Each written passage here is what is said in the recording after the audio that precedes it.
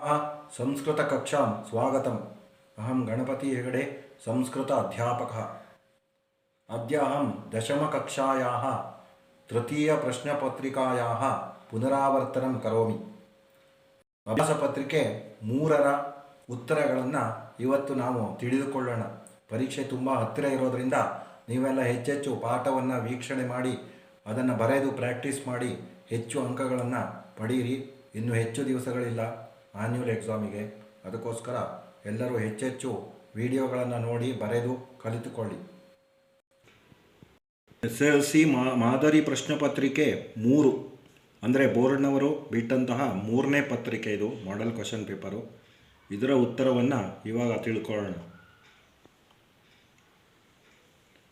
As ಯೂಜ್ವಲ್ first main MCQ ಸೂಕ್ತಂ ಉತ್ತರಂ ಚಿತ್ವ ಕ್ರಮಾಕ್ಷರೇಣ ಸಹ ಲಿಖತ. ಇದು 6 ಮಾರ್ಕ್ಸಿಗೆ ಇರುತ್ತೆ. ತಮಗೆಲ್ಲ ಇದೆ. ದಿವಾಕರ ಅಸ್ಯ ಸಮಾನಾರ್ಥಕ ಪದಂ ಇದಂ ಭವತಿ. ದಿವಾಕರ ಇದರ ಸಮಾನಾರ್ಥಕ ಪದ ಇದಾಗಿದೆ. ಅಂದರೆ ದಿವಾಕರ ಇದರ ಸಿನೋನಿಮ್ಸ್ ಹೇಳಬೇಕು.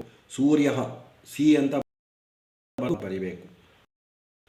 ಅಂತ ಕೊಡ್ಬೋದು, ಭಾಸ್ಕರ ಕೊಡ್ಬೋದು, ಸೂರ್ಯನ ಪರ್ಯಾಯ ಪದ. ಅನಾಮಯ ಅಸ್ಯ ವಿರುದ್ಧಾರ್ಥಕ ಪದಂ ಇದಂ ಭವತಿ. ಅನಾಮಯ ಈ ಪದ ವಿರುದ್ಧ ಪದ, ಅಪೋಸಿಟ್ ವರ್ಡನ್ನು ಬರಿಬೇಕು. ಬಿ ಆಪ್ಷನ್ ಆಮಯ ಸರಿಯಾದ ಉತ್ತರ. ಮಹೋದಯ ಅಸ್ಯ ಪುಲ್ಲಿಂಗ ರೂಪಂ ಇದಂ ಭವತಿ. ಮಹೋದಯ ಇದರ ಪುಲ್ಲಿಂಗ ರೂಪವನ್ನು ಬರಿಬೇಕು. ಇದು ಡಿ ಆಪ್ಷನ್ನು ಮಹೋದಯ ಅಂತ ಬರಿಬೇಕು. ಬಭೂವ ಅತ್ರ ಏಷಃ ಲಕಾರ ವರ್ತತೆ. ಬಭೂವ ಇಲ್ಲಿ ಈ ಲಕಾರ ಇದೆ. ಯಾವುದು ಅಂದರೆ ಲಿಟ್ಲಕಾರ. B option ಲಿಟ್ಲಕಾರ. ಚಕ್ಷುಷ ಅತ್ರ ಏಷಾ ವಿಭಕ್ತಿ ವರ್ತತೆ. ಚಕ್ಷುಷ ಎಂಬಲ್ಲಿ ಈ ವಿಭಕ್ತಿ ಇದೆ. ಯಾವುದು ಅಂದರೆ ಎ ಆಪ್ಷನ್ನು ತೃತೀಯ ವಿಭಕ್ತಿ ಇದೆ ಚಕ್ಷು ಶಬ್ದ. ಉಪನಿಷದಃ ಶತಶಃ ಸಂತಿ. ಉಪನಿಷತ್ತುಗಳು 100 ಇವೆ ಅಂತ. ಶತಶಃ ಆನ್ಸರ್ ಬರೋ ಥರ ಪ್ರಶ್ನವಾಕ್ಯವನ್ನು ಮಾಡಬೇಕು. ರೇಖಾಂಕಿತ ಪದಸ್ಯ ಅವಲಂಬ್ಯ ಪ್ರಶ್ನವಾಚಕ ಪದಂ ಇದಂ ಭವತಿ ಅಂತ ಇದೆ. ಸೊ ಕತಿ ಅಂತ ಬೇಕು. ಶತಶಃ ಅಂದರೆ 100 ಅಂತ, ಕತಿ ಅಂದರೆ ಎಷ್ಟು ಅಂತ. ಹಾಗಾಗಿ ಸಿ ಆಪ್ಷನ್ನು ಕತಿ ಬರೀಬೇಕು. ಇಲ್ಲಿಗೆ ಒಂದು ಮೇನ್ ಆಯಿತು. ಆಮೇಲೆ ಎರಡನೇ ಮೇನು ಚತುರ್ಥ. ಇದು 4 ಅಂಕಗಳಿಗೆ ಇರುತ್ತೆ. ಹಾಸ್ಯಂ ಹಾಸಃ ಅಂದರೆ ಹಾಸ್ಯರಸದ ಸ್ಥಾಯಿ ಭಾವ ಹಾಸಃ ಅಂತ ಕೊಟ್ಟಿದ್ದಾರೆ. ಕರುಣಃ ಡ್ಯಾಶ್ ಕರುಣರಸದ ಸ್ಥಾಯಿ ಭಾವವನ್ನು ಬರಿಬೇಕು. ಶೋಕಃ ಅಂತ ಬರಿಬೇಕು. ಅಂದರೆ 9 ರಸಗಳಿಗೆ 9 ಸ್ಥಾಯಿ ಭಾವ ಇದೆಯಲ್ವಾ ಅದು. ಗಣಪತಿ ಮುನಿ ರಮಣ ಮಹರ್ಷಿ ಲೆಸನಲ್ಲಿ ಬರುತ್ತಲ್ವ. ಗಣಪತಿ ಮುನಿ ರಮಣ ಡ್ಯಾಶ್ ರಮಣ ಯಾರು ಅಂದರೆ ಮಹರ್ಷಿ ಅಂತ ಬರಿಬೇಕು. ಮೊಘಲ್ ಚಕ್ರವರ್ತಿ ಔರಂಗಜೇಬ. ಕೆಳದಿ ರಾಜ್ಯಸ್ಯ ರಾಜ್ಞಿ ಕೆಳದಿಯ ರಾಣಿ ಯಾರು ಚೆನ್ನಮ್ಮ ಅಂತ ಬರಿಬೇಕು. ದದೀಚಿ ಮಹರ್ಷಿ. ದದೀಚಿ ವೃತ್ರಾಸುರ ಅಸುರನ ಹೆಸರು. ಅಸುರ ಅಥವಾ ರಾಕ್ಷಸ. ಏಕವಾಕ್ಯೇನ ಉತ್ತರಂ. ಆಕಾಶಕಾಯೇಶು ಆಕರ್ಷಣೀಯ ಶಕ್ತಿಸ್ವರೂಪಕಃ. ಇಲ್ಲಿ ಆನ್ಸರ್ ಬರೆಯೋದು ಬಿಟ್ಟೋಗಿದೆ ನನಗೆ. ಸೊ ಸೂರ್ಯ ಅಂತ ಆನ್ಸರ್ ಬರೀಬೇಕು. ಸೂರ್ಯ ಅಥವಾ ರವಿ ಭಾಸ್ಕರ ಪದ ಯಾವುದೇ ಬರೆದರೂ ಕರೆಕ್ಟ್ ಆಗುತ್ತೆ. ರಾಧೇಯ ಇತಿ ವಿಶ್ರುತಃ ಕಹ. ರಾಧೇಯ ಎಂದು ಪ್ರಸಿದ್ಧನಾಗಿರುವವನು ಯಾರು ಅಂತ. ಸೊ ಕಹ ಬದಲು ಕರ್ಣಃ. ರಾಧೇಯ ಅಂತ ನಾವು ಕರೆಯೋದು ಕರ್ಣನಿಗೆ, ರಾಧೆಯ ಮಗ. ರಾಧೇಯ ಇತಿ ವಿಶ್ರುತಃ ಕರ್ಣಃ ಅಂತ ಫುಲ್ ಸೆಂಟೆನ್ಸ್ ಬರೀಬೇಕು. ನಾನು ವರ್ಷ ಕಡಿಮೆ ಇದೆ ಅಂತ ಕೀವರ್ಡ್ ಮಾತ್ರ ಬರೆದಿದ್ದೀನಿ. ಕಾಪಾಲಿಕ ಕಥಂ ಆಸೀತ್. ಕಾಪಾಲಿಕ ಹೇಗಿದ್ದ. ಮೂರ್ತಿಮಾನ್ ಚಂದ್ರಚೂಡ ಇವ ಆಸೀತ್ ಅಂತ ಬರಿಬೇಕು. ಕಾಪಾಲಿಕ ಮೂರ್ತಿಮಾನ್ ಚಂದ್ರ ಇವ ಆಸೀತ್. ನಾಟ್ಯಶಾಸ್ತ್ರಸ್ಯ ರಚಯಿತ ಕಹ. ನಾಟ್ಯಶಾಸ್ತ್ರವನ್ನು ರಚನೆ ಮಾಡಿದವರು ಯಾರು ಅಂತ. ಸೊ ನಾಟ್ಯಶಾಸ್ತ್ರಸ್ಯ ರಚಯಿತ ಭರತ ಮುನಿ. ಕಹ ಬದಲು ಭರತ ಮುನಿ.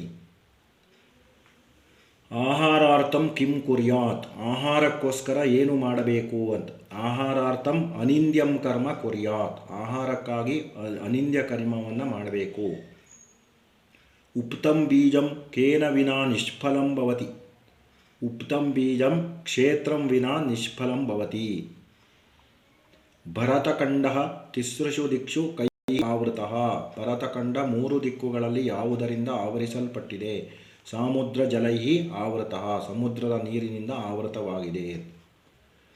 ನೆಕ್ಸ್ಟ್ ದ್ವಿತ್ರೈಹಿ ವಾಕ್ಯೈಹಿ ಉತ್ತರಂ ಲಿಖತ. ತೈತ್ತಿರೀಯೇ ಸೂರ್ಯಸ್ಯ ವಿಷಯೇ ಕಿಂ ಲಿಖಿತಂ ಅಸ್ತಿ? ಸೂರ್ಯ ಭೂಮಿಂ ಖಗೋಲಕ್ಷೇತ್ರಂಚ ಧರತಿ. ಆಕಾಶಕಾಯೇಷು ಸೂರ್ಯಃ ಏವ ಆಕರ್ಷಣೀಯಃ ಶಕ್ತಿಸ್ವರೂಪಃ ಚ ಅಸ್ತಿ. ತಸ್ಯ ಅನುಗ್ರಹೇಣೈವ ಇದಂ ವಿಶ್ವಂ ಅಸ್ತಿ. ಸರ್ವೋಪಿ ಜೀವರಾಶಿಃ ಸೂರ್ಯಾದೇವ ಬಲಂ ಓಜಶ್ಚ ಪ್ರಾಪ್ನೋತಿ ಇತಿ ತೈತ್ತಿರೀಯೇ ಸೂರ್ಯಸ್ಯ ವಿಷಯೇ ಲಿಖಿತಂ ಅಸ್ತಿ ಅಂತ ಬರಿಬೇಕು. ಯಥಾ ಕ್ಷೇತ್ರಂ ವಿನಾ ಉಕ್ತಂ ಬೀಜಂ ನಿಷ್ಫಲಂ ಭವತಿ ತಥಾ ದೈವಂ ವಿನಾ ಕೇವಲೇನ ಪುರುಷಕಾರೇಣ ಕಾರ್ಯಂ ನ ಫಲತಿ. ಪುರುಷ ಪ್ರಯತ್ನಃ ಅನುಕೂಲಕರಃ ವಿಧಿಃ ಚ ಅವಶ್ಯಕೋ ಇತಿ ಭೀಷ್ಮಃ ವದತಿ.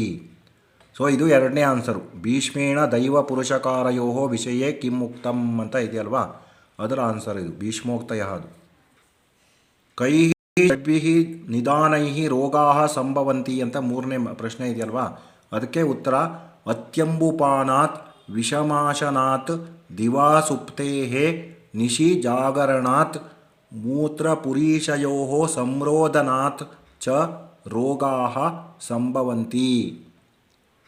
ಏವಂ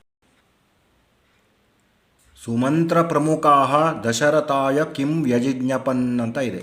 ನಾಲ್ಕನೇದು ಪ್ರಶ್ನೆ. ಯಥಾ ಪಿಪಾಸಿತಃ ಚಕೋರಃ ಚಂದ್ರಮೇವ ಆಶ್ರಯತಿ ನತು ಚಂದ್ರಜನಕಂ ಕ್ಷೀರಸಾಗರಂ ತಥೈವ ಪ್ರಜಾಃ ಅಪಿ ಶ್ರೀರಾಮಂ ಏವ ಆಶ್ರಯಂತಿ ನತು ತಸ್ಯ ಜನಕಂ ದಶರಥಂ.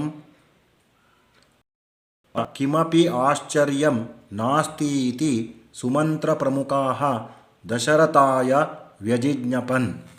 Next question. ಸೂಚನಾನುಸಾರ ಉತ್ತರಂ ಲಿಖತ. ಸಂಧಿಂ ವಿಭಜ್ಯ ನಾಮ ಲಿಖತ. ಫಸ್ಟ್ ಮೇನ್ ಇದರಲ್ಲಿ ಸಬ್ ಮೇನ್. ಧೇನುಃ ಪ್ಲಸ್ ಗಚ್ಚತಿ ವಿಸರ್ಗ ರೇಪಾದೇಶ ಸಂಧಿ ಅಂತ ಬರಿಬೇಕು. ಪಪಾತೈಷಃ ಏಷಃ ವೃದ್ಧಿ ಸಂಧಿ. ವಿಗ್ರಹ ವಾಕ್ಯಂ ವಿಲಿಖ್ಯ ಸಮಾಸನಾಮ ಲಿಖತ. ಪ್ರತಿ ವರ್ಷಂ ಅಂತ ಇದೆ, ವರ್ಷಂ ವರ್ಷಂ ಪ್ರತಿ ಅವ್ಯಯೀಭಾವ ಸಮಾಸಃ. ನೀಲಕಂಠಃ ನೀಲಃ ಕಂಠಃ ಯಸ್ಯ ಸಹ ಬಹುವ್ರೀಹಿ ಸಮಾಸಃ. ಅಥವಾ ಸಮಾಸಂ ಕೃತ್ವಾ ಸಮಾಸನಾಮ ಲಿಖತ. ಚಕ್ರಂ ಪಾಣೌ ಯಸ್ಯ ಸಹ ಚಕ್ರಪಾಣಿಃ ಬಹುವ್ರೀಹಿ ಸಮಾಸಃ. ಗ್ರಹಸ್ಯ ಸಮೀಪಂ ಉಪಗ್ರಹಂ ಅವ್ಯಯೀಭಾವ ಸಮಾಸಃ. ವಾಕ್ಯೇ ವಿದ್ಯಮಾನಂ ಕೃದಂತಪದಂ ಚಿತ್ವಾ ಪ್ರತ್ಯಯಸ್ಯ ನಾಮ ಲಿಖತ. ಸ್ವಾಮಿ ಸಂದೇಶಂ ಸಹ ಆನೀತವಾನ್. ಸೊ ಇಲ್ಲಿ ಕೃದಂತಪದಂ ಆನೀತವಾನು ಪ್ರತ್ಯಯಸ್ಯ ನಾಮ ಕ್ತವತು ಪ್ರತ್ಯಯ. ಅಂದರೆ ಆನೀತವಾನ್ ಸಪರೇಟ್ ಬರೆದು ಕ್ತವತು ಪ್ರತ್ಯಯ ಅಂತ ಬರಿಬೇಕು. ಮುಕುಟಂ ವಿಧಾತುಂ ಯತಿಷ್ಯೆ. ಪ್ರತ್ಯಯಸ್ಯ ಇದು ಕೃದಂತಪದಂ ವಿಧಾತುಮು ಪ್ರತ್ಯಯಸ್ಯ ನಾಮ ವಿಧಾತುಂ ಅಂತ ಬರೆದು ಸಪರೇಟ್ ಬರೆದು ತುಮುನ್ ಪ್ರತ್ಯಯ ಅಂತ ಬರಿಬೇಕು. ಇಲ್ಲ ತುಮುನ್ನಂತ ಅವ್ಯಯಂ ಅಂತ ಬರಿಬೇಕು. ತುಮುನ್ ಪ್ರತ್ಯಯ ಅವ್ಯಯಂ ಅಂತ ಬರೆದ್ರು ಓಕೆ. ಪ್ರಯೋಗ ಪರಿವರ್ತನಂ ಕುರುತ. ತೇನ ಚಿತ್ರಂ ದೃಶ್ಯತೆ ಸಹ ಚಿತ್ರಂ ಪಶ್ಯತಿ. ನೋಡಿ, ಅವನಿಂದ ಚಿತ್ರವು ನೋಡಲ್ಪಡುತ್ತದೆ, ಅವನು ಚಿತ್ರವನ್ನು ನೋಡುತ್ತಾನೆ ಅಂತ. ಸಹ ಚಿತ್ರಂ ಪಶ್ಯತಿ. ದೃಶ್ಯ ಇರೋದು ಪಶ್ ಅಂತ ಚೇಂಜ್ ಆಗುತ್ತೆ, ದೃಶ್ಯತಿ ಅಂತ ಬರಿಬಾರ್ದು. ಪಿತ್ರ ಕಾರ್ಯಾಲಯ ಗಮ್ಯತೆ. ತಂದೆಯಿಂದ ಕಾರ್ಯಾಲಯವು ಹೋಗಲ್ಪಡುತ್ತದೆ, ತಂದೆಯು ಕಾರ್ಯಾಲಯಕ್ಕೆ ಹೋಗುತ್ತಾರೆ. ಪಿತಾ ಕಾರ್ಯಾಲಯಂ ಗಚ್ಚತಿ. ನೆಕ್ಸ್ಟು ಸಂಸ್ಕೃತ ಭಾಷೆಯ ಅನುವಾದಂ ಕುರುತ. ಉದ್ಯೋಗವು ಮಾನವನ ಲಕ್ಷಣವು. ಉದ್ಯೋಗ ಮಾನವಸ್ಯ ಲಕ್ಷಣಂ. ಉದ್ಯೋಗದಿಂದಲೇ ಎಲ್ಲ ಕೆಲಸಗಳು ಫಲಿಸುತ್ತವೆ. ಉದ್ಯೋಗೇನೈವ ಸರ್ವಕಾರ್ಯಾಣಿ ಫಲಂತಿ. ಇಲ್ಲ ಸಫಲಾನಿ ಭವಂತಿ ಬರೆದರೂ ಸರಿ. ನಾವು ಉದ್ಯೋಗಿಗಳಾಗೋಣ. ವಯಂ ಉದ್ಯೋಗಿನಃ ಭವೇಮ. ಕರ್ನಾಟಕ ಭಾಷೆಯ ಅಥವಾ ಆಂಗ್ಲ ಭಾಷೆಯ ಅನುವಾದಂ ಕುರುತ. ಮಾನವಾಃ ಪುಣ್ಯಸ್ಯ ಫಲಂ ಇಚ್ಛಂತಿ. ಮಾನವರು ಪುಣ್ಯದ ಫಲವನ್ನು ಇಚ್ಛಿಸುತ್ತಾರೆ ಅಥವಾ ಬಯಸುತ್ತಾರೆ. ಕಿಂತು ಪುಣ್ಯಂ ನ ಇಚ್ಛಂತಿ. ಆದರೆ ಪುಣ್ಯವನ್ನು ಇಚ್ಛಿಸುವುದಿಲ್ಲ ಅಥವಾ ಬಯಸುವುದಿಲ್ಲ. ಪಾಪಸ್ಯ ಫಲಂ ನ ಇಚ್ಛಂತಿ. ಪಾಪದ ಫಲವನ್ನು ಇಚ್ಛಿಸುವುದಿಲ್ಲ. ಆದರೆ ಪರಂತು ಆದರೆ ಯತ್ನತಃ ಪಾಪಂ ಕುರುವಂತಿ. ಪ್ರಯತ್ನದಿಂದ ಪಾಪವನ್ನು ಮಾಡ್ತಾರೆ. ನೆಕ್ಸ್ಟು ಯಥಾ ನಿರ್ದೇಶಂ ಉತ್ತರಂ. ಕಿಂ ಭವೇತ್ ಮಮ ಸಮೀಪೆ. ಏನಿದೆ ನನ್ನ ಬಳಿ ಅಂತ ಕೇಳ್ತಾನೆ. ಕಹ ಪಾಠಃ ತ್ಯಾಗದನಃ ಇತಿ ಪಾಠಃ. ಕಹ ಅವದತ್. ಯಾರು ಹೇಳಿದ್ದು ಇದನ್ನು? ದದೀಚಿಹಿ ಅವದತ್ ಅಂತ ಬರಿಬೇಕು. ಕಮ್ ಅವದತ್ ಅಂದರೆ ಇಂದ್ರಂ ಅವದತ್. ದದೀಚಿ ಮಹರ್ಷಿಗಳು ಇಂದ್ರನಿಗೆ ಕೇಳೋದು, ನನ್ನ ಬಳಿ ಏನಿದೆ ಅಂತ ಕೇಳ್ತಾರೆ. ಲೀಲಾವತಿ ಇತಿ ಗ್ರಂಥೆ ಬಹವಃ ವಿಷಯಾಃ ನಿರೂಪಿತಾಃ ಖಲು. ಲೀಲಾವತಿ ಎಂಬ ವಿಷಯಗಳು ನಿರೂಪಿಸಲ್ಪಟ್ಟಿವೆ. ಕಹ ಪಾಠಃ ಭಾರತೀಯ ವಿಜ್ಞಾನಂ ಇತಿ ಪಾಠಃ. ಕಾ ವದತಿ. ಯಾರು ಹೇಳೋದು? ಅರುಂಧತಿ ವದತಿ. ಕಸ್ಯ ಗ್ರಂಥಃ ಏಷಃ ಅಂದರೆ ಭಾಸ್ಕರಾಚಾರ್ಯಸ್ಯ ಗ್ರಂಥಃ ಏಷಃ. ಈ ಅಂಡರ್ಲೈನ್ ವರ್ಡ್ ಬದಲು ಈ ವರ್ಡನ್ನು ಬರೆಯಬೇಕು. ಭಗವನ್ ಕಿಂ ಇಚ್ಛಸಿ ಕಿಂ ಅಹಂ ದದಾಮಿ. ಸ್ವಾಮಿ ಏನು ಇಷ್ಟಪಡ್ತಾ ಇದ್ದೀರಾ? ಏನನ್ನು ನಾನು ಕೊಡಲಿ ಅಂತ ಕೇಳ್ತಾರೆ. ಕಹ ಪಾಠಃ ಕರ್ಣಭಾರಂ ಇತಿ ಪಾಠಃ. ಕಹ ಅವದತ್ತು ಕರ್ಣಃ ಅವದತ್ತು. ಕಮ್ ಅವದತ್ತು ಶಕ್ರಂ ಅವದತ್ತು. ಕರ್ಣ ಇಂದ್ರನಿಗೆ ಹೇಳೋದು. ಈ ಇಂದ್ರ ಅನ್ನೋದು 3 ಕಡೆ ಬರುತ್ತೆ. ತ್ಯಾಗದಂದಲೂ ಬರುತ್ತೆ, ಕರ್ಣಭಾರಮಲ್ಲೂ ಬರುತ್ತೆ, ಮಾರುತಿ ಮಹಿಮಾದಲ್ಲೂ ಬರುತ್ತೆ. ಹಾಗೆ ಕನ್ಫ್ಯೂಸ್ ಮಾಡ್ಕೊಳ್ಬಾರ್ದು. ಶರಣಾಗತ ರಕ್ಷಣಂ ಧರ್ಮ ಇತಿ ಅಸ್ಮಾಕಂ ಶ್ರದ್ಧಾ. ಶರಣಾಗತರನ್ನು ರಕ್ಷಿಸುವುದು ಧರ್ಮ ಎಂಬುದು ನಮ್ಮ ನಂಬಿಕೆ. ಕಹ ಪಾಠಃ ಅಂದರೆ ಅಭಯದಾಯಿನಿ ಇತಿ ಪಾಠಃ. ಕಾ ಅವದತ್ತು ಚೆನ್ನಮ್ಮ ಅವದತ್. ಶರಣಾಗತಃ ಕಹ ಶರಣಾಗತಃ ರಾಜಾರಾಮಃ. ಅಥವಾ ಜಗ್ರಾಹ ಸಹಸಾ ರವಿಂ ಅಂದರೆ ಕೂಡಲೇ ರವಿಯನ್ನು ಹಿಡಿದನು ಅಂತ. ಕಹ ಪಾಠಃ ಮಾರುತೇಃ ಮಹಿಮಾ ಇತಿ ಪಾಠಃ. ಕಹ ಅವದತ್ತು ರಾಹುಃ ಅವದತ್. ಕಮ್ ಅವದತ್ ಇಂದ್ರಂ ಅವದತ್. ನೋಡಿ ಮತ್ತೆ ಇಂದ್ರಂ ಬಂತು. 3 ಕಡೆ ಇಂದ್ರ ಬರುತ್ತೆ. ಕವೇಃ ದೇಶಕಾಲ ಕೃತೀನಾಂ ವಿಷಯೇ ತ್ರಿಚತುರ. ಕವಿ ಅಲ್ಲಾಳಸೇನಃ. ದೇಶಃ ಧಾರಾನಗರಂ. ಕಾಲಃ ಕ್ರಿಸ್ತಶಕ ಷೋಡಶಶತಕಂ. ಕೃತಿ ಭೋಜಪ್ರಬಂಧ. ನೋಡಿ 3 ವರ್ಡ್ಸ್ ಬರೆದ್ರೆ 3 ಮಾರ್ಕ್ಸ್ ಬರುತ್ತೆ. ಆಮೇಲೆ ಸೆಕೆಂಡ್ ಒನ್ನು ವಿದ್ವಾನ್ HV ನಾಗರಾಜರಾವ್ ಅಂತ ಇದೆ. ದೇಶಃ ಮೈಸೂರು ನಗರಂ. ಕಾಲಃ ಕ್ರಿಸ್ತಶಕ 1942 ತಮೇ ವರ್ಷೇ ಜನನಂ. ಭಲ್ಲಟಶತಕಂ ಅನ್ಯಾಪದೇಶಶತಕಂ ರೂಪಕಚತುಷ್ಟಯಿ ಇತ್ಯಾದ್ಯಾಃ ಪ್ರಶಸ್ತಯಃ. ಕೇಂದ್ರ ಸಾಹಿತ್ಯ ಅಕಾಡೆಮಿ ಪ್ರಶಸ್ತಿ. ರಾಷ್ಟ್ರಪತಿ ಪುರಸ್ಕಾರಃ. ನೋಡಿ ಕವಿ ಪರಿಚಯದಲ್ಲಿ 6 ಮಾರ್ಕ್ಸ್ ಅಂಕಗಳನ್ನು ತುಂಬ ಸುಲಭವಾಗಿ ಪಡಿಬೋದು. ಆಮೇಲೆ ಹೂ ಸೆಟ್ಟು ಜತಾ ನಿರ್ದೇಶಮಲ್ಲೂ ಸಹ 12 ಮಾರ್ಕ್ಸನ್ನು ತೆಗಿಬೋದು. ಇದೆಲ್ಲ ತುಂಬ ಸುಲಭವಾದ ಮೇನ್ಗಳು. ಇವಾಗ ತಾತ್ಪರ್ಯ ಕನ್ನಡ, ಇಂಗ್ಲೀಷ್ ಅಥವಾ ಸಂಸ್ಕೃತ ಭಾಷೆಯಲ್ಲಿ ಬರೀಬೇಕು. ಪದ್ಯವಾದ ಹೆಸರನ್ನು ಬರದೆ ತಾತ್ಪರ್ಯವನ್ನು ಬರೀಬೇಕು ಯಾವಾಗಲೂ. ಏಕೋ ದೇವಃ ಸರ್ವಭೂತೇಷು ಗೂಢಃ ಸರ್ವವ್ಯಾಪಿ ಸರ್ವಭೂತಾಂತರಾತ್ಮ ಕರ್ಮಾಧ್ಯಕ್ಷಃ ಸರ್ವಭೂತಾದಿವಾಸಃ ಸಾಕ್ಷಿ ಕೇವಲೋ ನಿರ್ಗುಣಶ್ಚ ಅಂತ ಇದೆ. ಅಂದರೆ ಇದನ್ನು ಫಸ್ಟು ಈ ಶ್ಲೋಕವನ್ನು ಉಪನಿಷದ್ವಚನಂ ಎಂಬ ಪದ್ಯಭಾಗದಿಂದ ಆರಿಸಿಕೊಳ್ಳಲಾಗಿದೆ ಅಂತ ಬರೀಬೇಕು. ದೇವರು ಒಬ್ಬನೇ. ಅವನು ಎಲ್ಲ ಪ್ರಾಣಿಗಳಲ್ಲೂ ಗೂಢವಾಗಿ ಇದ್ದಾನೆ, ರಹಸ್ಯವಾಗಿ ಇದ್ದಾನೆ. ಅವನು ಸರ್ವವ್ಯಾಪಿ ಮತ್ತು ಸರ್ವ ಪ್ರಾಣಿಗಳಲ್ಲೂ ಆತ್ಮ ಸ್ವರೂಪದಲ್ಲಿ ಇದ್ದಾನೆ. ಅವನು ಎಲ್ಲ ಕರ್ಮಗಳಿಗೂ ಅಧ್ಯಕ್ಷನಾಗಿದ್ದಾನೆ, ಎಲ್ಲ ಪ್ರಾಣಿಗಳ ವಾಸಸ್ಥಾನವಾಗಿದ್ದಾನೆ. ಮತ್ತು ಅವನು ಎಲ್ಲದಕ್ಕೂ ಸಾಕ್ಷಿಯಾಗಿದ್ದಾನೆ. ಅವನು ಚೈತನ್ಯನು ಮತ್ತು ನಿರ್ಗುಣನೂ ಆಗಿದ್ದಾನೆ ಅಂತ ಬರೀಬೇಕು. ನೋಡಿ ಉಪನಿಷದ್ ವಚನದಿಂದ ಒಂದು ಕೇಳ್ತಾರೆ. ಆಮೇಲೆ ಸೆಕೆಂಡ್ ಒನ್ನು ಭಾರತೀಯ ಭಾವನಾ ಎಂಬ ಪದ್ಯಭಾಗದಿಂದ ಆರಿಸಿಕೊಳ್ಳಲಾಗಿದೆ ಅಂತ ಬರೆದು ಶೈಲಶೃಂಗವಾಸಿನಿ ಅಂದರೆ ಪರ್ವತದ ಶಿಖರಗಳಲ್ಲಿ ವಾಸವಾಗಿರುವಂತಹ ಕೃಪಾಕಟಾಕ್ಷಶಾಲಿನಿ ಅಂದರೆ ತುಂಬ ದಯಾಗುಣವನ್ನು ಹೊಂದಿರುವಂತಹ ಮಂಗಲಾಂಗ ಶೋಭಿತಂ ಮಂಗಳಕರವಾದ ಅಂಗಾಂಗಗಳಿಂದ ಶೋಭಿಸುತ್ತಿರುವ ಚರಾಚರಾದಿ ನಾಯಿಕಾಂ ಚರಾಚರ ವಸ್ತುಗಳಿಗೆ ನಾಯಕಿಯಾಗಿರುವ ವಲ್ಲಕಿ ಪ್ರಭೂತ ದಿವ್ಯ ಭವ್ಯ ಗಾನ ತೋಷಿಣಿ ಮೃದ ವೀಣೆ ಮುಂತಾದಂತಹ ಸಂಗೀತ ವಾದ್ಯಗಳಿಂದ ಸಂತೋಷ ಪಡುವಂತಹ ರಾಜಾದಿರಾಜರಿಂದ ಪೂಜಿಸಲ್ಪಡುವ ಮಾತೆಯನ್ನು ಭಾರತ ಮಾತೆಯನ್ನು ಸದಾ ನಮಿಸುತ್ತೇನೆ ಅಂತ ಇರಬೇಕು. ಆಮೇಲೆ ನೆಕ್ಸ್ಟ್ ಒನ್ನು ಮಾರುತೇಹೇ ಮಹಿಮಾ ಎಂಬ ಪದ್ಯಭಾಗದಿಂದ ಆರಿಸಬೇಕು. ಇದರ ಅರ್ಥ ಏನಿದೆ? ಅಹಮ್ಮಸ್ಯ ಪ್ರದಾಸ್ಯಾಮಿ ಪರಮಂ ವರಂ ಅದ್ಭುತಂ, ನಾನು ನಿನಗೆ ಶ್ರೇಷ್ಠವಾದಂತಹ ಅದ್ಭುತವಾದ ವರವನ್ನು ಕೊಡುವೆನು. ಇತಃಪ್ರವೃತ್ತಿ, ಇನ್ನು ಮುಂದೆ ವಜ್ರಸ್ಯ ಮಮ ಅವಧ್ಯ ಭವಿಷ್ಯತಿ, ನನ್ನ ವಜ್ರಾಯುಧಕ್ಕೂ ಸಹ ನೀನು ಅವಧ್ಯನಾಗಿರುತ್ತೀಯಾ. ಅಂದರೆ ವಜ್ರಾಯುಧದಿಂದಲೂ ಸಹ ನಿನಗೆ ಏನೂ ಆಘಾತ ಆಗೋದಿಲ್ಲ, ನೀನು ವಜ್ರಾಯುಧದಿಂದಲೂ ಘಾಸಿ ಪಡೋದಿಲ್ಲ ಅಂತ ಲಾಸ್ಟಲ್ಲಿ ಇಂದ್ರ ಹನುಮಂತನಿಗೆ ವರವನ್ನು ಕೊಡುವಾಗ ಈ ಶ್ಲೋಕ ಬರುತ್ತೆ. ನೆಕ್ಸ್ಟು ರತಿರ್ಹಾಸಶ್ಚ ಚೋಕಶ್ಚ ಕ್ರೋಧೋತ್ಸಾಹೋ ಭಯಂ ತಥಾ ಜುಗುಪ್ಸಾ ವಿಸ್ಮಯ ಶಮಾಃ ಸ್ಥಾಯಿ ಭಾವಾಃ ಪ್ರಕೀರ್ತಿತಾಃ. ನಾಟ್ಯಾಂಶ ಎಂಬ ಪದ್ಯಭಾಗದಿಂದ ಆರಿಸಿಕೊಳ್ಳಲಾಗಿದೆ. 9 ರಸಗಳಿಗೆ ಅನುಗುಣವಾಗಿ 9 ಸ್ಥಾಯಿ ಭಾವಗಳನ್ನು ಈ ಶ್ಲೋಕದಲ್ಲಿ ಹೇಳಲಾಗಿದೆ. ಅವುಗಳೆಂದರೆ ಕ್ರಮವಾಗಿ ರತಿ, ಹಾಸ, ಶೋಕ, ಕ್ರೋಧ, ಉತ್ಸಾಹ, ಭಯ, ಜುಗುಪ್ಸ, ವಿಸ್ಮಯ, ಶಮ ಎಂಬ 9 ಸ್ಥಾಯಿ ಭಾವಗಳನ್ನು ಕ್ರಮವಾಗಿ 9 ರಸಗಳಿಗೆ ಹೇಳಲಾಗಿದೆ ಅಂತ ಬರೀಬೇಕು. ವಾಕ್ಯೇ ವಿದ್ಯಮಾನಂ ಅಲಂಕಾರಂ ಸಲಕ್ಷಣಂ ಸಮನ್ವಯತ. ವಿದ್ಯಾ ಏವ ಧನಂ ಅಂತ ಇದೆ. ವಿದ್ಯೆಯೇ ಸಂಪತ್ತು. ಸೊ ಅಲಂಕಾರಸ್ಯ ನಾಮ ರೂಪಕಂ. ಲಕ್ಷಣಂ ಉಪಮಾನ ಉಪಮೇಯಯೋಃ ಅಭೇದಃ ರೂಪಕಂ. ಸಮನ್ವಯ ಉಪಮಾನೋಪಮೇಯಯೋಃ ಧನ ವಿದ್ಯೆಯೋಃ ಅಭೇದಃ ವರ್ಣಿತಃ ಅಂತ ಬರಿಬೇಕು. ಅಥವಾ ಗಂಗಾ ಗಂಗೈವ ಪಾವನಿ ಅಂತ ಇದೆ. ಗಂಗೆಯು ಗಂಗೆಯಂತೆ ಪವಿತ್ರಳು ಅಂತ ಅರ್ಥ. ಸೊ ಇಲ್ಲಿ ಅಲಂಕಾರಸ್ಯ ನಾಮ ಏನು?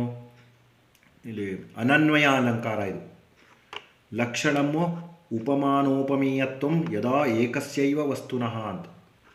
ಆಮೇಲೆ ಸಮನ್ವಯ ಇಲ್ಲಿ ಬರೆದಿದ್ದೀನಿ, ಜಾಗ ಚಿಕ್ಕದಿತ್ತು ಅದು ಇಲ್ಲಿ ಅಡ್ಜಸ್ಟ್ ಮಾಡಿದ್ದೀನಿ. ಗಂಗಾ ಇತಿ ಏಕಸ್ಮಿನ್ ಪದೇ ಉಪಮಾನ ಉಪಮೇಯತ್ವಂ ಪ್ರಕಲ್ಪಿತಂ ಅಂತ ಬರಿಬೇಕು. ನೆಕ್ಸ್ಟ್ ಮೇನು ಛಂದಸ್ಸು ಪಿಬಂತಿ ನದ್ಯ ಸ್ವಯಮೇವ ನಾಂಬಃ ಅಂತ ಇದೆ. ಇದು ಲಘು ಗುರು ಹಾಕಿ ಗಣದ ಹೆಸರನ್ನು ಬರೀಬೇಕು. 3 ಅಕ್ಷರಗಳಿಗೆ ಡಿವೈಡ್ ಮಾಡಬೇಕು. ಇಲ್ಲಿ ಸ್ಥಳಾವಕಾಶ ಕಡಿಮೆ ಇರೋದ್ರಿಂದ ಅದನ್ನು ಮಾಡಿಲ್ಲ ನಾನು. ಸೊ ನೀವು ಬರೆಯುವಾಗ ಕೆಳಗಡೆ ಬರೆದು ಮೇಲೆ ಗಣದ ಹೆಸರನ್ನೆಲ್ಲ ಬರೆಯೋದಕ್ಕೆ ಲಘು ಗುರು ಹಾಕೋದಕ್ಕೆ ಜಾಗ ಬಿಟ್ಟು ಬರೀಬೇಕು. ಸೊ ಜ ತ ಜ ಗುರುದ್ವಯ ಬರುತ್ತೆ, 11 ಅಕ್ಷರ ಇದೆ. ಸೊ ಉಪೇಂದ್ರ ವಜ್ರ ಇದು. ತ ತ ಜ ಗುರುದ್ವಯ ಬಂದರೆ ಇಂದ್ರ ವಜ್ರ ಆಗುತ್ತೆ. ಇಲ್ಲಿ ಜ ತ ಜ ಗುರುದ್ವಯ ಇರೋದ್ರಿಂದ ಚಂದೋನಾಮ ಉಪೇಂದ್ರ ವಜ್ರ, ಲಕ್ಷಣಮು ಉಪೇಂದ್ರ ವಜ್ರ ಜತಜಾಸ್ತತೋ ಗೌಹು. ಇದು ಸಪೋಸ್ ಲಕ್ಷಣಮು ನಿಮಗೆ ಬಾಯಲ್ಟ್ ಆಗಿಲ್ಲ ಅಂದರೆ ಅತ್ರ ಪ್ರತಿಪಾದೇ ಏಕಾದಶ ಅಕ್ಷರಾಣಿ ಭವಂತಿ ಜ ತ ಜ ಗುರುದ್ವಯಂ ಭವಂತಿ ಅಂತ ಬರಿಬೋದು. ನೆಕ್ಸ್ಟು ಪದ್ಯಂ ಪೂರಯತ. ಉತ್ಸಾಹ ಸಂಪನ್ನಂ ಅದೀರ್ಘಸೂತ್ರಂ ಕ್ರಿಯಾವಿಧಿಜ್ಞಂ ವ್ಯಸನೇಶ್ವಸಕ್ತಂ ಶೂರಂ ಕೃತಜ್ಞಂ ದೃಢಸೌಹೃದಂಚ ಲಕ್ಷ್ಮೀ ಸ್ವಯಂ ಯಾತಿ ನಿವಾಸ ಹೇತೋ. ಸುಭಾಷಿತ 8 ಇದೆಯಲ್ವಾ, ಅದು 8 ಬಾಯಟ್ ಮಾಡಿದ್ರೆ ನಿಮಗೆ 4 ಮಾರ್ಕ್ಸ್ ಅಂತೂ ಖಂಡಿತ ಸಿಗುತ್ತೆ. ಆಮೇಲೆ ದಶವಾಕ್ಯೈ ಉತ್ತರಂ. ಇದು ಕನ್ನಡ ಇಂಗ್ಲೀಷಲ್ಲೂ ಕೂಡ ಬರೆಯಬಹುದು, ಹಾಗಾಗಿ ಇದು ಕಷ್ಟ ಆಗಲ್ಲ ನಿಮಗೆ. ಸತ್ಯವ್ರತ ಶಾಸ್ತ್ರಿ ಮಹೋದಯಸ್ಯ ಬಾಲ್ಯ ಜೀವನಂ ವಿವೃಣುತ. ಆಮೇಲೆ ಹನುಮತಃ ಜನನಂ ಬಾಲ್ಯವೃತ್ತಾಂತಂ ಚ ಪದ್ಯಾನುಗಳಂ ಲಿಖತ. ತುಂಬ ಸಲ ರಿಪೀಟ್ ಆಗಿದೆ ಇದು.